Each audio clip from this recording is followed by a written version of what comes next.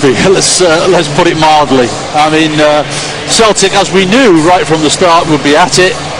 They gave the Tottenham lads little time on the ball. They were quicker to the ball everywhere, and certainly we talked about it before the game. In central defence, Tottenham looked really vulnerable every time they're attacked. We spoke particularly about the boy De Viet, and he has looked vulnerable all the time when the ball's in his area of the pitch. Is the worry just how little Chris Killen has to do here, George, to score? Yeah, I mean, it's, young boy Cardiff put a good ball in there, but it's a free header right in the centre of the goals. Young Cardiff plays for under 21s, a very good prospect. Didn't get closed down quick enough there. Good ball in the box and a free header. Two French speakers there, Chibona and De Viet. Doesn't look like there's too much communication between them. Well, there was no communication because neither of them are looking to pick anybody up. They're both just standing in space. And if you're doing that, somebody's going to be free in the box. If De Viet is at fault for that goal, Ray, what about the second from Samaras? Well, literally, we talked about him before the game, but this is just, you wouldn't expect a youth player to defend like that. And now Samaras, we know he's not really quick, and yet De Viet cannot get back at him. Cotto can't get back there either. But this is just terrible, to commit like that. And Samaras now, he's not quick, he just keeps going away from him. De Viet looks like he's treading water. Struck with great power at the end, probably too much power for the keeper, but there is where the error is. And it really is a poor error, and just after that we had a similar situation as well, where they could have conceded another one. Celtic are scoring their chances. Spurs have had a couple of chances, mostly falling to Darren Bent, your former player at Ipswich. Not his day? Yeah, well, Darren's one of these strikers who keep getting in. He might miss a few, but there's no doubt he'll go in.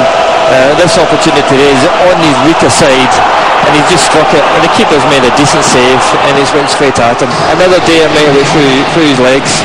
This opportunity, I think he mistimed it. He was up too early, and he's heading it on the way down, and he never got enough power behind it. But another good opportunity. And this one's just the old swinger, isn't it, Ray?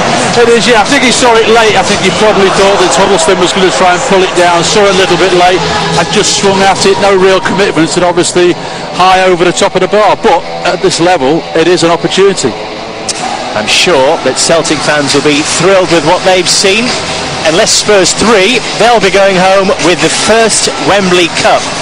And they were outstanding. In all departments, I thought they were better on the day. At the back, absolutely solid. Midfield were lively. And up front, they were always busy and always a threat. So overall, it was an excellent performance. Ray, have you been impressed? I have to say that they had a young side out at the start. They seemed to be up for it more than Tottenham were, and they brought some even younger players on the second half, and they still looked a very good side. And they laid their bodies down at times when Tottenham did have 2 or 3 half chances. They laid their bodies down in front of it and got great blocks in and stopped Tottenham from getting back in the game. And the kind of performance they will want as well, Tony Mowbray will need from his team on Wednesday and then the following Wednesday, 2 games against Dinamo Moscow.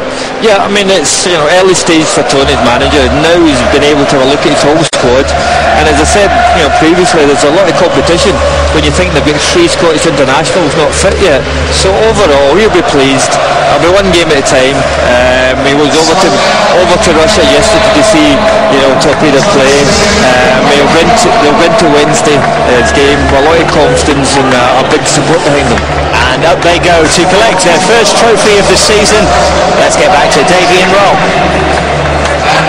Well, when you've had a wearying 2 games in 3 days, you would think maybe the last thing you want is a walk up 107 steps to the Royal Box. But it's a sweet feeling when you're going to lift a trophy at the end of it. Any Scottish victory in England is well regarded, but particularly one of what's regarded as the home of English football. So to become the first Scottish club side to play at Wembley, and then to win the inaugural Wembley Cup at the new Wembley, is an especially sweet moment for the Celtic side, David. Yeah, it sure is. I mean, you would always rather win than lose. I don't think Tony Mowbray will read too much into this weekend's tournament, but it's been very productive in terms of getting 3 hours of game time into his players' legs. They've scored 7, haven't conceded, and more importantly, Rob, no injuries with Wednesday night coming up. So it's been a real good weekend's work for Celtic. The pause to draw breath. And Gary Caldwell hoping that this becomes a bit of a habit in the Tony Mowbray era, and that this is the start but not the end of Celtic lifting silverware. They've beaten Tottenham in their own neighbourhood. They set down a marker with the victory over Al Ahly, and they walk past the trophy because the idea is that the whole group gathers as a collective before it's presented. It's a trophy designed by 13-year-old Alex Underwood in a competition run by Match magazine. He won it on the ingenuity of designing a trophy with handles like the Wembley Arch. The Celtic players are actually filing past the silverware that will be presented to them and gathering in anticipation of the moment when it will be handed over by the Director of Public Relations at Palm Hills Development. Tournament sponsors Hiba Bilal will be handing the trophy over, and then those Celtic fans will celebrate a very memorable moment because they'll be able to say, I was there at Wembley when Celtic collected silverware at the stadium. A pause, the trophy handed to Darren O'Dea. The first Wembley Cup goes to Scotland. It belongs to Celtic. And Darren O'Dea, the youngster, has the honour of lifting it. And then wonders what happens next.